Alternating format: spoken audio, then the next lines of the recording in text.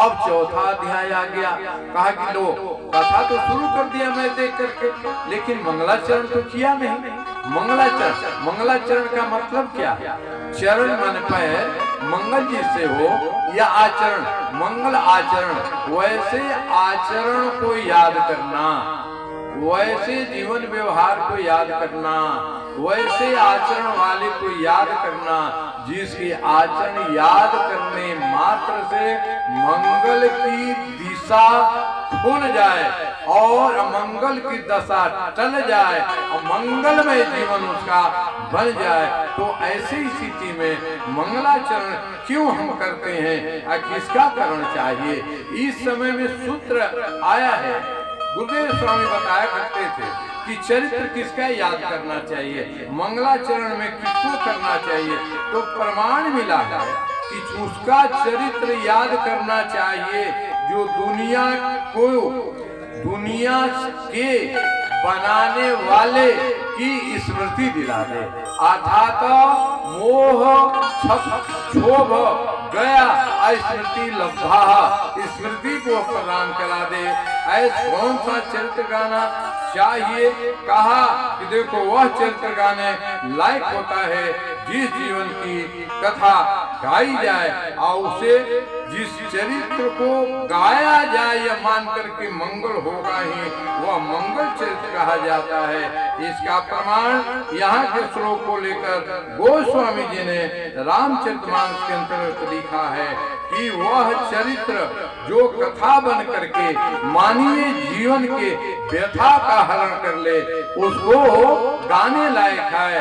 अति आरत पूछो सुरराया, रघुपति कथा कहूं करी दाया। दूसरा कहते हैं जिसे ब्रह्मा जी, शुक जी, सनकादि, शेष, सारद, वाल्मीकि आदि भी उस चरित्र को गाते हैं, उसे चरित्र कहते हैं और उसे मनुष्य से मंगल जीवन का होता है। प्रमाण गावत ब्रह्मादिक मुनि नारद, वाल्मीकि विज्ञान विशारद, सुख सनकादि से स्वरूपारद, वर्ण पवन सुत कीरति निकी। ऐसा चरित्र गाया जाता है मंगलाचरण में। चरित्र कौन? चरित्र वह जिसे वेद पुराण मोहर लगाते के चरित्र है। प्रमाण गावत वेद पुराण अष्ट दस छहो सात सब ग्रंथन को रस, सभी ग्रंथों का रस समाया हो अर्थात रस ऐसा रस जो राम रस भर देता है और काम रस को निकाल देता है, वह चरित्र गाने लायक होता है। और कौन चरित्र गाया जाए?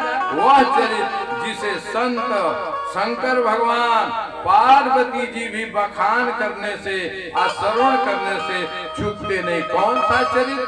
गावत संतत शंभु भवानी, अरुघट संभव मुनि विज्ञानी।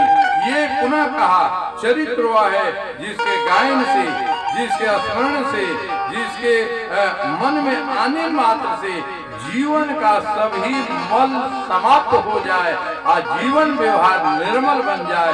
प्रमाण कलिमल हरण विषय रस फीकी, कलिमल जो है वह समाप्त हो जाए और इस संसार का जो विषय वासना है उससे उदासीनता हो जाए, अनासक्ति आ जाए। ऐसे चरित्र गान को मंगलाचरण में मोहर लगाया गया है गाने का। और सतवा प्रमाण कौन चरित्र मंगलाचरण में गाना चाहिए? चरित्र वह है जिसके गायन से गोविंद का पद मिल जाए। प्रमाण यह चरित्र जो गावही, कौन चरित्र? यह चरित्र जो गावही हरिपद पावही, तेन परहि भव कृपा पुनः जन्म होने वाला नहीं है। ऐसे चरित्र गाने को मंगलाचरण कहा गया।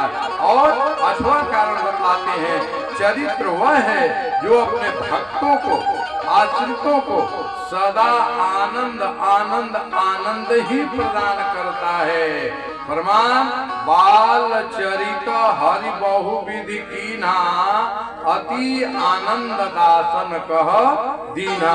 नौवा प्रमाण वह जीवन चरित्र है जो परम मनोहर हो और परम मनोहर चरित्र अपरा परम मनोहर चरित्र, जीवन को उस मनोहर चरित्र करने वाले में जीव को लय कर दे। प्रमाण परम मनोहर चरित्र पारा, करत फिरत चारिहुं सुकुमारा। और 10वां चरित्र कौन? वह चरित्र जो सरल हो, सुहावना हो। प्रमाण बाल चरित अति सरल सुहाए, शारद शेष संभुवती गाये। यह चरित्र गाने को मंगलाचरण कहते हैं। 11वां प्रमाण वह जीवन चरित्र है जिसे मंगलाचरण में याद किया जा सकता है, जो अपने आश्रित को सदा कल्याण करने के लिए संकल्पित होता है। प्रमाण सर्वधर्मान परित्यज्य मामेकं शरणं व्रज, अहं त्वा सर्वपापविमोक्षयिष्यामि मा शुचः।